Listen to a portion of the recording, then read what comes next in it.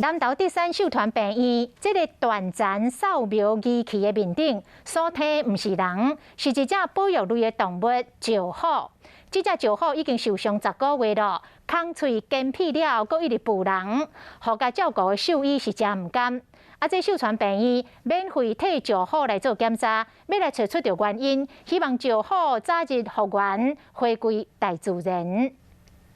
兽团病院内底扫描机器当中，多一只保育动物石虎，伊就亲像幼婴仔共款倒咧真古锥。这只石虎自去年10月份受伤了后，就互苗栗县新民众送到集集特有保育中心治疗，到今已经10个月，空喙伫干屁各发红，互照顾伊的医生真伤脑筋。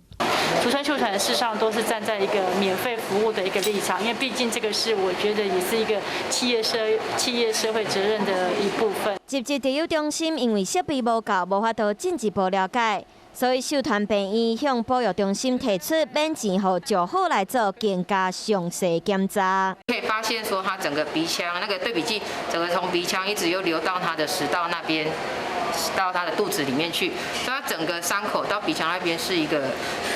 有一个伤口造成一个瘻管。虽然人和石虎的体型有差，不过病院排除各种障碍，在长暂扫描了后，阁会使呈现3D， 阁有真侪侧面的画面，甲石虎的状况翕甲真清楚。对，比较能确认它的病灶到底跟哪一些部位有相同，然后可以比较好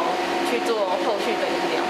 伫2位医生做伙会诊了后，发现石虎的鼻腔内底有一寡状况，互石虎的主治医生有更较明确的方向来治疗。希望这只台湾伫要消失的石虎会使赶紧复原。主要是这一块。